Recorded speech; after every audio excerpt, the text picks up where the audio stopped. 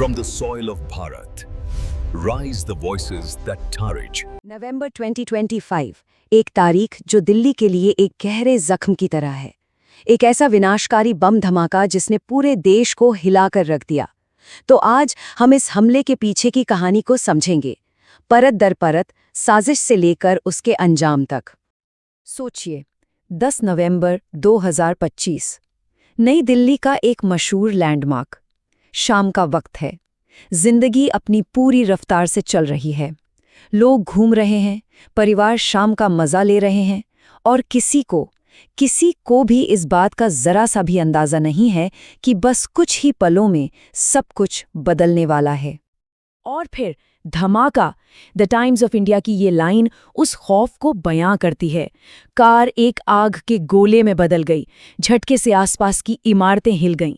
बस पलक झपकते ही एक आम सी शाम दहशत का मंजर बन गई। तो यह हमला हुआ कहाँ? दिल्ली के दिल में, ऐतिहासिक लाल किले पर। एक ऐसी जगह जो सिर्फ एक इमारत नहीं बल्कि देश की पहचान है। चलिए अब जरा उन शुरुआती खौफनाक मिनटों में चलते हैं और देखते हैं कि कैसे ये पूरी त्रासदी सामने आई। और टाइमिंग देखिए, एकदम पीक रश आवर।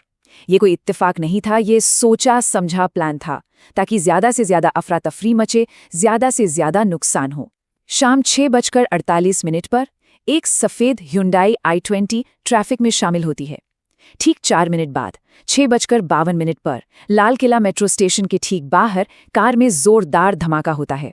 और 6:55 तक तो चारों तरफ बस केओस ही केओस था। सिर्फ 7 मिनट, सोचिए, सिर्फ 7 मिनटों में एक आम सफर कैसे एक भयानक सपने में बदल गया। और इस धमाके की कीमत बहुत भारी थी। इसने तुरंत 13 जानें ले ली और 20 से ज्यादा लोग बुरी तरह जख्मी हुए। ये सिर्फ एक नंबर नहीं है, है ना? हर नंबर के पीछे एक कहानी है, एक परिवार है जो उस शाम हमेशा के लिए बिखर गया। पर कहानी यहीं खत्म नहीं होती। यह हमला किसी एक अकेले शख्स का काम नहीं था, बिल्कुल नहीं। जैसे जैसे जांच आगे बढ़ी और परतें खुलने लगी, एक बहुत ही डरावनी तस्वीर सामने आई। ये साफ हो गया कि ये धमाका तो एक बहुत बड़ी, बहुत ही खतरनाक साजिश का सिर्फ एक छोटा सा हिस्सा था। असल में इस धमाके से ठीक पहले, कुछ ही घंटे पहले, फरीदाबाद में पुलिस को एक बहुत बड़ी कामयाबी हाथ लगी थी। एक किराए के घर पर रेड हुई और वहां से 350 किलो विस्फोटक मिला। और फिर एक और रेड में तो 250 किलो से ज्यादा बम बनाने का सामान जब्त हुआ। इसने ऐसी साजिश का पर्दाफाश किया जो हमारी सोच से भी कहीं ज्यादा बड़ी और कहीं ज्यादा विनाशकारी थी। और यहीं से जांच में एक बिल्कुल नया और चौंकाने वाला एंगल सामने आया, जिसे नाम दिया गया व्हाइट कॉलर टेरर मॉड्यूल। अब ये क्या है? देखिए, ये कोई आम आतंकी गुट नहीं था। इसमें डॉक्टर्स, इंजीनियर्स, मतलब हाईली एजुकेटेड प्रोफेशनल्स शामिल थे, जिन्हें एक्सट्रीमिस्ट ग्रुप्स अपनी प्लानिंग और लॉजिस्टिक्स के लिए रिक्रूट कर रहे थे। ये आतंकवाद का एक नया और शायद कहीं ज्यादा खतरनाक चेहरा था। तो अब सवाल ये था कि इस तबाही के पीछे कौन है? जांचकर्ताओं के सामने एक बहुत बड़ी चुनौती थी। धमाके की जगह पर सिर्फ जला हुआ मलबा और राख थी, और इसी राख से सुरागों को जोड़कर उन लोगों तक पहुंचना था जो इसके लिए जिम्मेदार थे। और इस पहेली को सुलझाने में सबसे बड़ा रोल निभाया फोरेंसिक जांच ने। एक एक करके सुराग जुड़ने लगे। सबसे पहले वो कार, वो सफेद Hyundai i20, उसे फरीदाबाद के एक सेकेंड हैंड डीलर तक ट्रेस किया गया। फिर फोरेंसिक एनालिसिस ने कंफर्म किया कि धमाके में हाई ग्रेड NFO यानी अमोनियम नाइट्रेट फ्यूल ऑयल का इस्तेमाल हुआ था।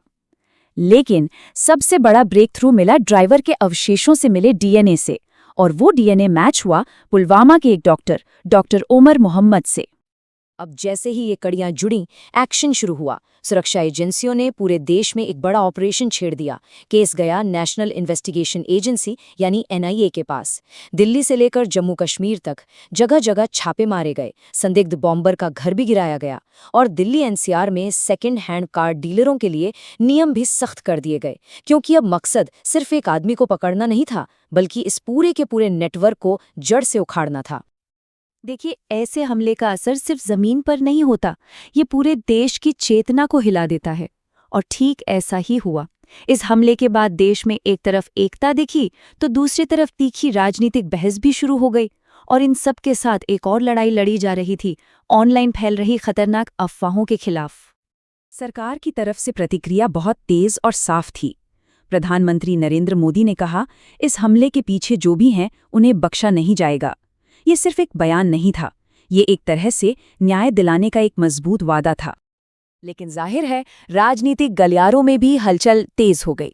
सरकार ने तो हर अपराधी को पकड़ने का संकल्प लिया और राष्ट्रीय सुरक्षा की समीक्षा भी की, पर वहीं दूसरी तरफ विपक्ष ने कुछ गंभीर सवाल उठाए। उन्होंने इस बात की आलोचना की कि इसे आतंकी हमला कहने में देरी क्यों हुई और राजधानी की सुरक्षा तैयारियों पर भी सवाल खड़े किए। पर जैसा मैंने कहा, एक लड़ाई और चल रही थी और वो थी इन्फॉर्मेशन वॉर, मतलब सूचना युद्ध। सोशल मीडिया पर एक दावा तेजी से वायरल हो रहा था कि ये कोई आतंकी हमला नहीं बल्कि सिर्फ एक सीएनजी सिलेंडर का धमाका था, जबकि ऑफिशियल फैक्ट चेक साफ कह रहा था कि फॉरेंसिक सबूत हाई ग्रेड विस्फोटकों की तरफ इशारा कर रहे हैं। ये साफ तौर पर सच्चाई पर पर्दा डालने की एक सोची समझी कोशिश थी। तो अब तक हमने देखा कि क्या हुआ और कैसे हुआ, पर कुछ सवाल अब भी बाकी हैं। इस हमले का असर कितना गहरा था और ये हमें आने वाले खतरों के बारे में क्या सिखाता है? चलिए इसे समझने की कोशिश करते हैं। और ये नंबर आपको चौंका देगा। जांच में ये बात सामने आई कि आतंकियों के निशाने पर 1 या 2 नहीं बल्कि कथित तौर पर 32 गाड़ियां थीं। सोचिए, 32। ये आंकड़ा उस तबाही का अंदाजा देता है जिसे वक्त रहते रोक लिया गया। इससे ये भी साफ हो जाता है कि लाल किले का धमाका असल में एक बहुत बड़ी मल्टी सिटी साजिश का सिर्फ पहला कदम था।